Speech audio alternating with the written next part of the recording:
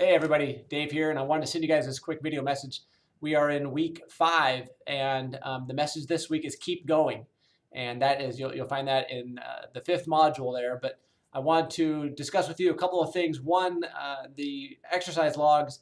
In the comments section, make sure that you're telling me. I just want to hear about the session. You can tell me the things that you're doing, but I don't need to know all the fine details of sets and reps and everything else.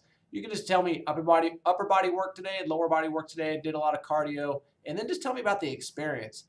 And that just kind of tells me that some of the psyche, what's going on and how motivated you are. And that can tell me a little bit more as to some of the things I may need to share with you as from my position as an exercise specialist or health professional, and how I can maybe motivate all my students on a broader scale, just so I can kind of help meet the needs of what my role is. And that is, I'm kind of your trainer this quarter, and that's how I want to act. So if you guys have any questions or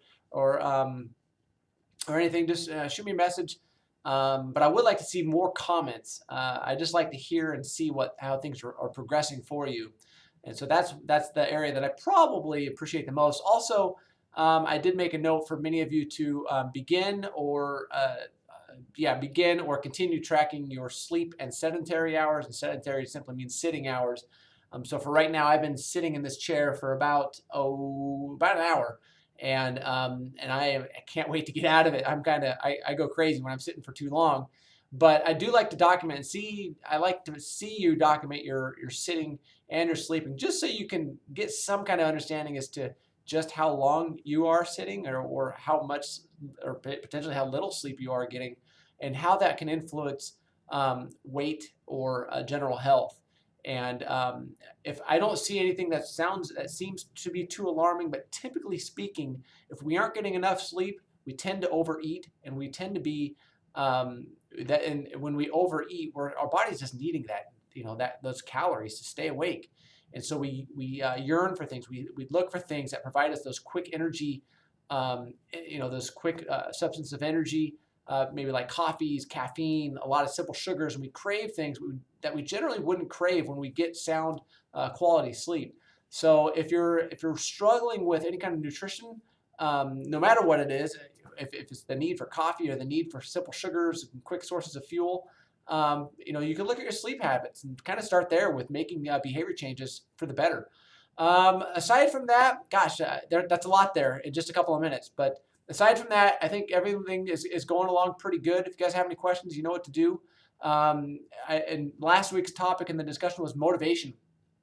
And I think there's two fundamental concepts that I like to share with my students about things that keep you motivated and keep you moving. And that is, exercise should be fun, and it should be social. So fun and social. Is your plan fun? And does it incorporate a social component? And so are you exercising with other people? Does that help provide you a level of motivation?